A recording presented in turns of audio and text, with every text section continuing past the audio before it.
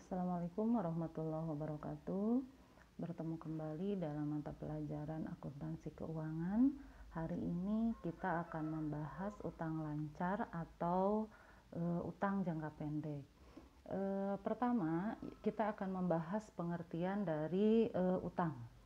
Utang adalah kewajiban membayar suatu badan atau perusahaan kepada pihak lain yang disebabkan adanya transaksi pembelian barang atau jasa secara kredit.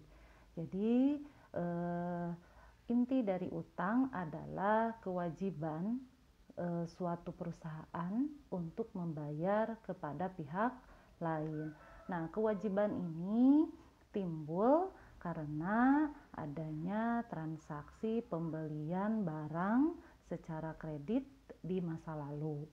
Kemudian, secara spesifik yang disebut dengan utang lancar atau utang jangka pendek adalah utang yang harus dilunasi dalam jangka waktu tidak lebih dari 1 tahun atau 1 periode akuntansi. Jadi, utang ini secara garis besar dibagi dua, yaitu utang jangka panjang dan utang jangka pendek atau utang lancar yang akan kita bahas sekarang.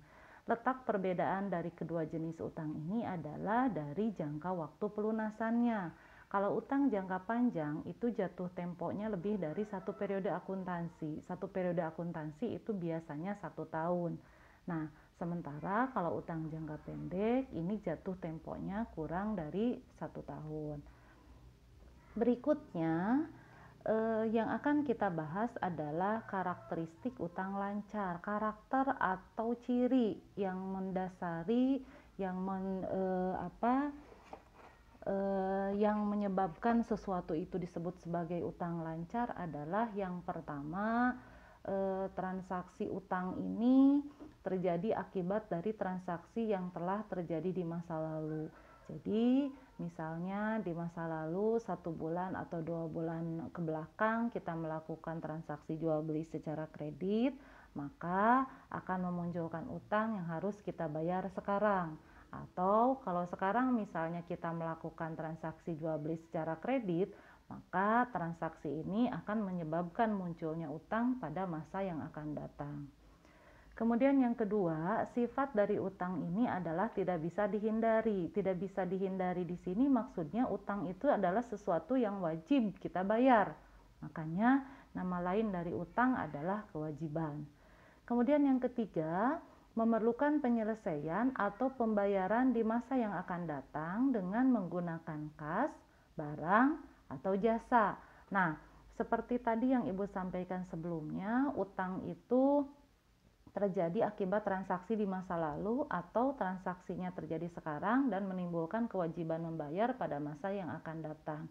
Jadi, ketika proses pembayaran itu nanti kita bisa menggunakan kas, ya, membayar, atau bisa juga mempergunakan barang atau jasa yang kita miliki sehingga kewajiban untuk membayar kita menjadi lunas atau menjadi tidak ada.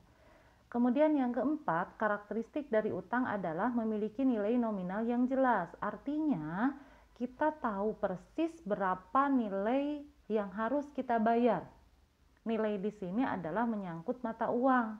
Jadi berapa jumlah nilai nominal, berapa jumlah uang yang harus kita bayarkan. Itu harus jelas. Kemudian yang terakhir adalah penerimanya jelas. Kalau tadi kita sudah tahu berapa jumlah yang harus dibayarkan, nah tentunya kita harus tahu juga kepada siapa uang itu harus dibayarkan atau siapa sih pemilik piutang itu atau kepada siapa kita berutang. Itu yang disebut dengan penerimanya jelas. Kemudian berikutnya jenis-jenis utang lancar. Ada banyak jenis utang lancar. Yang pertama utang dagang atau account payable. Utang dagang ini muncul akibat terjadinya transaksi pembelian barang atau jasa secara kredit yang di dalamnya tidak disertai dengan perjanjian tertulis. Ya, perjanjian tertulis ini biasanya kita sebut dengan wesel. Itu sudah kita bahas dalam pertemuan sebelumnya.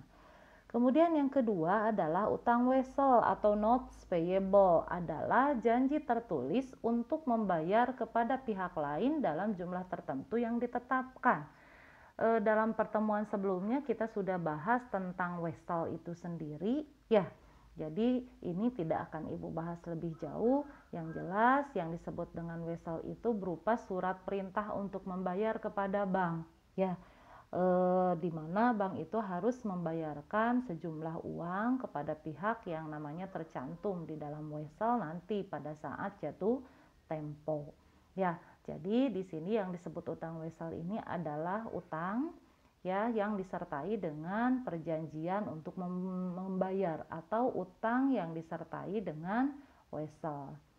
Kemudian yang ketiga adalah utang penghasilan atau unearned revenue, adalah pendapatan yang belum menjadi hak tetapi uangnya sudah diterima. Misalnya sewa diterima di muka. Nah, itu kan pendapatan kita. Kita menerima sejumlah uang dari pihak yang menyewa gedung atau bangunan kita. Nah, sementara gedung atau bangunan yang akan kita miliki itu tidak bisa dipakai sekaligus, tapi secara bertahap. Misalnya, kita terima sewa untuk 1 tahun. Nah, maka ketika di awal kita menerima pembayaran, gedungnya kan belum mereka manfaatkan, belum penyewa manfaatkan. Itu termasuk sebagai utang penghasilan atau unearned revenue. Sekarang kita terima uangnya, kita terima manfaatnya, tapi mereka memanfaatkan gedung yang kita miliki selama 1 tahun ke depan. Nah, itu yang disebut dengan unearned revenue. Kemudian berikutnya adalah utang beban atau beban terutang atau accrued expense, adalah utang karena perusahaan sudah menerima manfaat tetapi perusahaannya belum membayar. Ini contohnya seperti listrik. Listrik itu biasanya kita pakai dulu baru kemudian kita bayar. Misalnya sekarang bulan Januari. Bulan Januari dari tanggal 1 sampai tanggal 31 kita pakai listriknya atau kita pakai teleponnya. Nah, listrik atau telepon ini baru akan kita bayar nanti pada awal bulan Februari. Begitu juga bulan Februari, kita pakai dulu selama 1 bulan penuh, nah nanti baru bulan Maret akan kita bayar. Itu yang disebut dengan utang beban atau beban terutang. Kemudian berikutnya adalah utang jangka panjang jatuh tempo ya, atau current maturity of long term debt.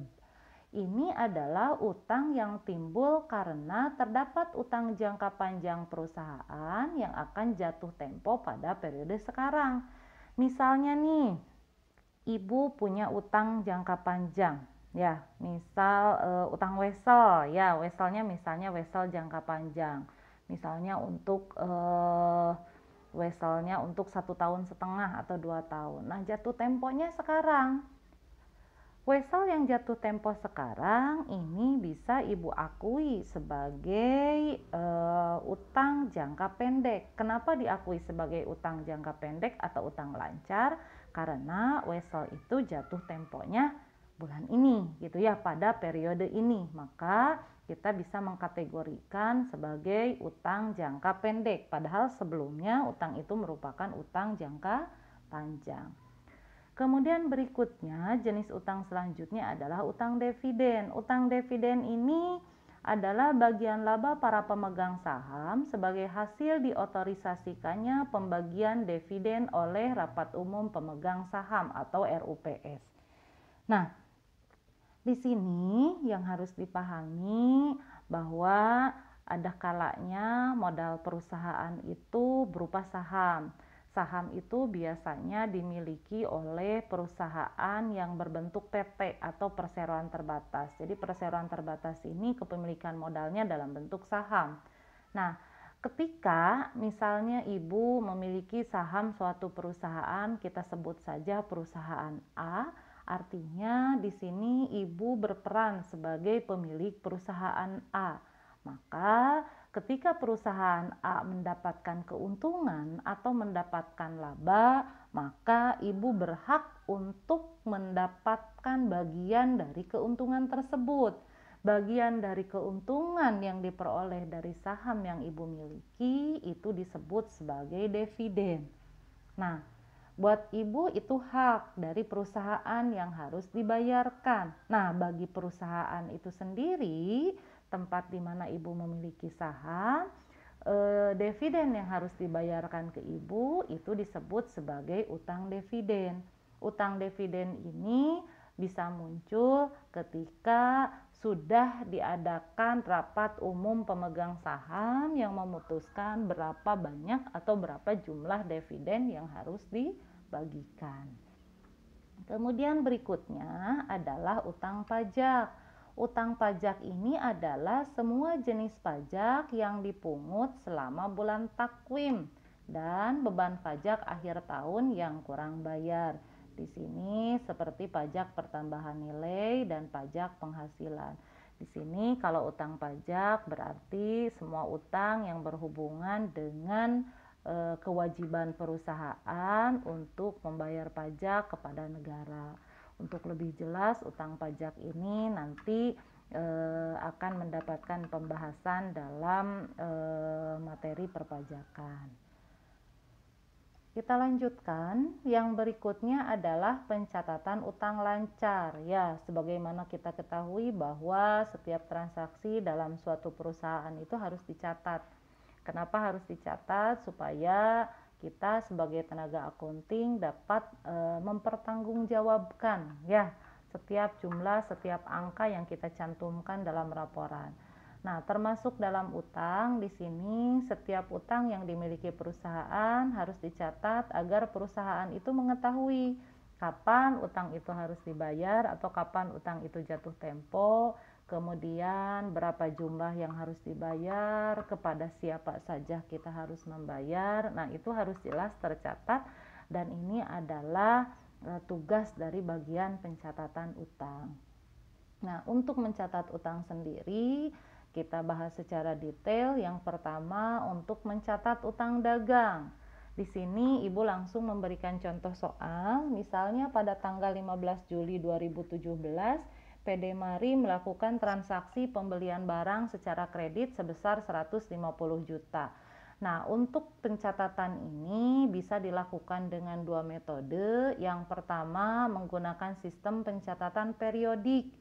Ini untuk sistem pencatatan periodik jurnalnya adalah pembelian atau purchase ini 150 juta di debit, kemudian utang dagang atau account payable ini di kredit 150 juta. Ini mohon maaf berubah tampilannya, seharusnya untuk utang dagang atau account payable itu sedikit menjorok ke tengah karena sisi kredit. Nanti diperbaiki. Kemudian yang kedua menggunakan sistem pencatatan perpetual. Kalau sistem pencatatan perpetual, debit persediaan barang dagang atau bahasa Inggrisnya merchandise inventory, debit 150 juta, kemudian kreditnya utang dagang atau account payable sebesar 150 juta. Kalau diperhatikan ini beda antara sistem pencatatan periodik dan sistem pencatatan perpetual adalah pada sisi debit. Kalau di debit, kalau dalam sistem pencatatan periodik, debitnya diakui sebagai pembelian. Kalau dalam sistem pencatatan perpetual, debitnya diakui sebagai penambah persediaan barang dagang.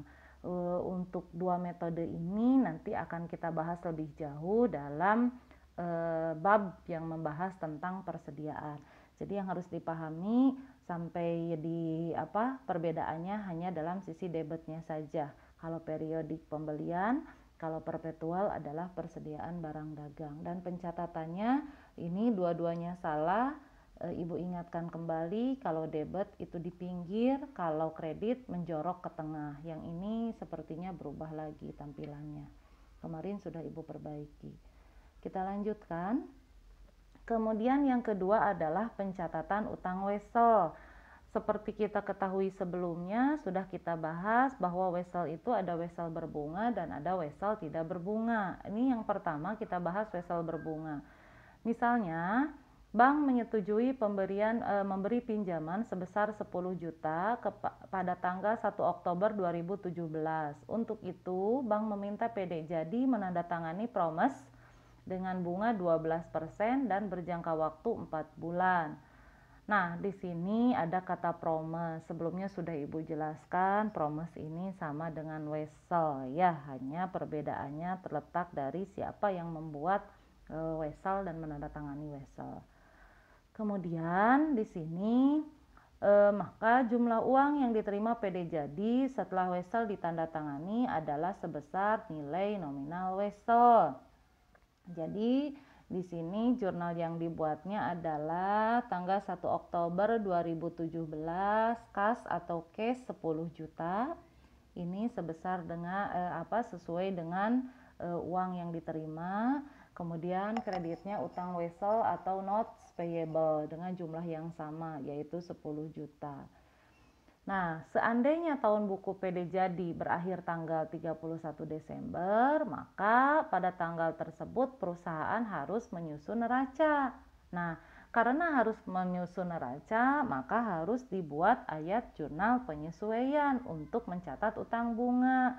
Kenapa harus mencatat utang bunga? Kita lihat di sini transaksi sebelumnya, ini terjadi 1 Oktober.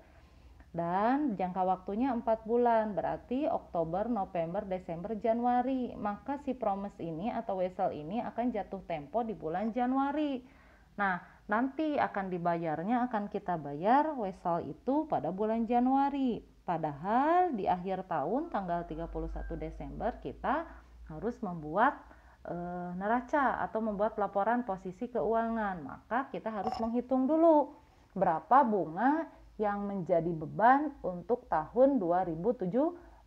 Cara menghitungnya adalah 3/12. 3 itu dari bulan Oktober sampai ke Desember. Oktober, November, Desember itu 3 bulan. 3/12. 12 dari jumlah bulan dalam 1 tahun dikali 12%. 12% ini adalah tingkat bunga weselnya dikali 10 juta, hasilnya adalah Rp300.000. Untuk penghitungan bunga sudah kita pelajari dalam materi sebelumnya. Bunga itu dihitung dengan M kali L, M dikali I dikali P ya, modal dikali interest ya, kemudian dikalikan dengan periodenya. Nah, ketika sudah dapat angka 300.000, maka kita buat AJP-nya beban bunga atau interest expense 300.000, kreditnya utang bunga sebesar 300.000. Nah, di sini muncul utang bunga. Ya, karena bunga ini harus kita bayar dan belum kita bayarkan. Kemudian berikutnya, jurnal untuk mencatat pembayaran nilai nominal dan utang bunga wesel pada tanggal 1 Februari. Nah, jatuh temponya tanggal 1. Kemudian jurnal yang harus dibuatnya adalah utang wesel 10 juta di debit, utang bunga di debit 300.000. Ini dari AJP yang sebelumnya sudah kita buat. Kemudian beban bunganya 100.000. Ini beban bunganya diperoleh dari tadi weselnya umurnya 4 bulan, yang 3 bulan sudah kita hitung di periode tahun 2017. Kemudian yang 1 bulannya kita hitung di periode 2018. Maka 1/12 dikali 12% dikali 10 juta hasilnya adalah 100.000. Beban bunganya maka hasil 100.000, dan kas yang kita keluarkan untuk membayar wesel yang sudah kita tanda tangani atau promise itu adalah Rp10.400.000. Lanjut. Yang kedua adalah wesel tidak berbunga. Di sini PT Maju pada tanggal 1 Oktober 2017 menandatangani wesel dengan nilai nominal Rp20.800.000, jangka waktu 4 bulan tanpa bunga untuk Bank Jaya. Nilai tunai wesel adalah Rp20 juta. Kemudian di sini jurnal untuk mencatat transaksinya yang diminta. Di sini nilai tunai wesel itu adalah nilai yang diterima pada saat weselnya jatuh tempo. Ya, nilai nominalnya 20.800.000. Kalau nilai nominal itu nilai yang tertera pada wesel. Nah, dilihat tanggal 1 Oktober ini kita akan membuat jurnal kas 20 juta, artinya kita menerima uang tunai sebanyak 20 juta. Kemudian diskonto utang wesel adalah 800.000. Kenapa kok muncul diskonto utang wesel? Kalian perhatikan, weselnya nilai nominalnya 20.800.000. Jadi yang tertulis di wesel nilai nominalnya adalah 20.800.000. Tapi nilai tunainya, nilai uang yang diterimanya hanya 20 juta. Artinya ada selisih 800.000. Yang 800.000 itulah yang disebut dengan diskonto utang wesel. Jadi meskipun weselnya tidak berbunga, kita masih tetap harus membayar kelebihan kepada bank berjumlah Rp800.000. Maka di sini yang kita catat sebagai utang wesel atau notes payable adalah Rp20.800.000 gitu ya. Kemudian di sini seandainya PT Maju menyusun laporan keuangan setiap tanggal 31 Desember, kasusnya sama seperti tadi, maka pada tanggal 31 Desember harus dibuat jurnal penyesuaian untuk mengakui bunga ya selama tahun 2017 dan mengurangi saldo rekening diskonto utang wesel sebesar 600.000. 600.000 ini diperoleh dari 3/4 dikali Rp800.000. 3/4 itu 3 bulan dari 4 bulan yang umur wesel yang seharusnya. Jadi 3/4 dikali 800.000 hasilnya adalah 600.000. Maka jurnalnya beban bunga 600.000, kreditnya diskonto utang wesel Rp600.000. Ini untuk mencatat bunga wesel selama 3 bulan. Kemudian berikutnya pada tanggal jatuh tempo wesel, nah kita membuat jurnal lagi.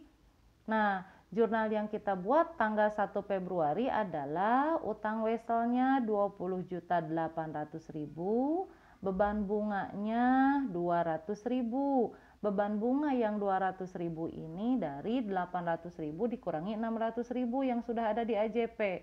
Ya, di sini sudah muncul beban bunga 600.000. Seharusnya beban bunganya kan 800.000. Berarti 800 dikurangi 600.000 hasilnya adalah 200.000. Kemudian kreditnya adalah diskonto utang weselnya 200.000. Kemudian kreditnya kas sebesar Rp20.800.000.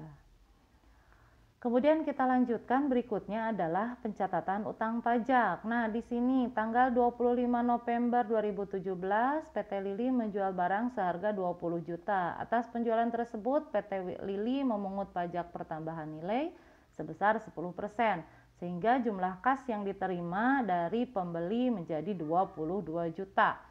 Nah, di sini jurnal yang harus dibuat tanggal 25 November adalah cash atau kas 22 juta, artinya kita menerima uang tunai sebesar 22 juta rupiah. Penjualannya 20 juta, senilai penjualan yang kita lakukan, kemudian kreditnya utang PPN sebesar 2 juta rupiah. Atau utang PPN ini kita bisa menyebut juga diganti dengan PPN keluaran. Ya, jadi di sini kenapa disebut utang PPN? Karena PPN ini bukan merupakan hak kita, tapi merupakan hak negara yang harus kita bayarkan. Yang membayar sebetulnya adalah pembeli, tapi pembeli membayar ke kita sebagai perusahaan yang menjual, baru nanti kita yang akan menyetorkannya ke kas negara.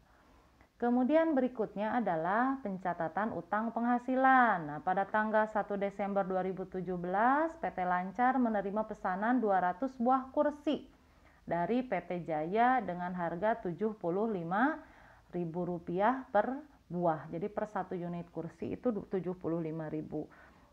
Jurnal yang dibuat oleh PT Lancar untuk mencatat penerimaan kas di atas adalah kas debit 15 juta, kreditnya pendapatan diterima di muka 15 juta.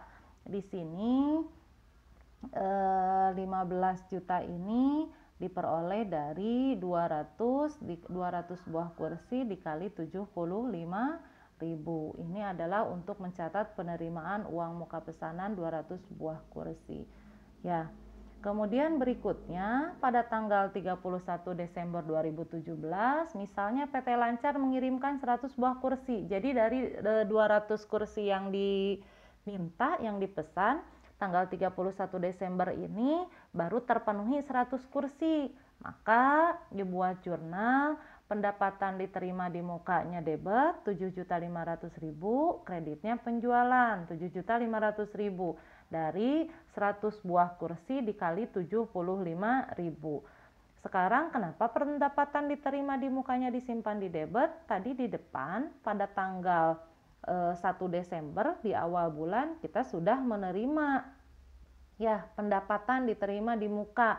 Ini tadi yang kita sebut sebagai utang. Jadi kita sudah menerima uang padahal kita belum memberikan kursi yang mereka pesan. Maka pendapatan diterima di muka ini utang kita, karena sebagian sudah dibayar yaitu sebanyak 7.500.000, maka si utang ini kita pindahkan ke debit supaya utang kita jadi berkurang. Pendapatan diterima di mukanya 7.500.000, penjualannya 7.500.000.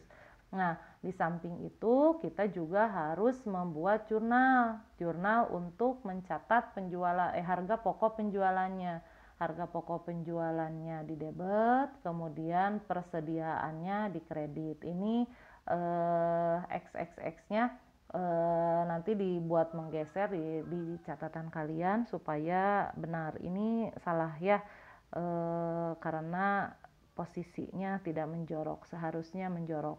Nah, angka yang harus dicantumkan di sini adalah sebesar harga pokok penjualan, sebesar sejumlah biaya kita memproduksi kursi yang mereka pesan. Kemudian berikutnya adalah pencatatan utang dividen. Di sini misalnya pada tanggal 31 Desember 2017, RUPS suatu perusahaan mengumumkan pembagian dividen kas sebesar 50 juta rupiah. Diumumkan juga bahwa pencatatan saham dilakukan tanggal 10 Januari 2017, sedangkan dividen tersebut dibayarkan 1 Februari 2017.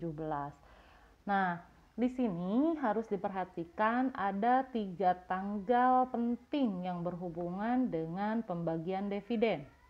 Yang pertama, tanggal 31 Desember 2017. Di sini perusahaan mengumumkan akan membagikan dividen ya kepada para pemegang sahamnya. Kemudian tanggal yang kedua adalah tanggal 10 Januari. Di sini tanggal 10 Januari ini adalah dilakukan proses pencatatan saham. Artinya tanggal ini diinventarisir perusahaan siapa saja pihak-pihak yang memiliki saham di perusahaan dan nantinya akan berhak untuk menerima dividen dari perusahaan. Kemudian dilihat juga berapa persentase sahamnya dan ditentukan berapa jumlah dividen yang nantinya akan mereka terima masing-masing. Kemudian yang terakhir tanggal 1 Februari, nah ini baru tanggal pembagian dividennya. Nah, untuk jurnalnya itu sendiri, yang pertama tanggal ketika ada pengumuman pembagian dividen yaitu 31 Desember 2017, jurnalnya adalah laba ditahan di debit 50 juta, kreditnya utang dividen 50 juta. Itu yang pertama, pada saat pengumuman adanya dividen yang akan dibagikan. Kemudian yang kedua, pada saat pencatatan tanggal yang kedua 10 Januari yaitu pada saat pencatatan saham. Pada saat ini kita tidak melakukan proses jurnal atau no entry. Kenapa tidak dilakukan proses jurnal? Karena pada saat ini baru dilakukan pendataan siapa saja yang berhak untuk menerima dividen. Kemudian yang ketiga adalah tanggal pembayaran yaitu tanggal 1 Februari tahun 2018 seharusnya. Ya, di sini jurnal yang dibuat adalah utang dividennya di debit, kemudian kreditnya kas. Artinya utang kita sudah lunas. Kenapa sudah lunas? Karena semua dividen sudah dibayarkan kepada pemegang saham. Ya, demikian penjelasan tentang utang jangka pendek. Mudah-mudahan bermanfaat. Assalamualaikum warahmatullahi wabarakatuh.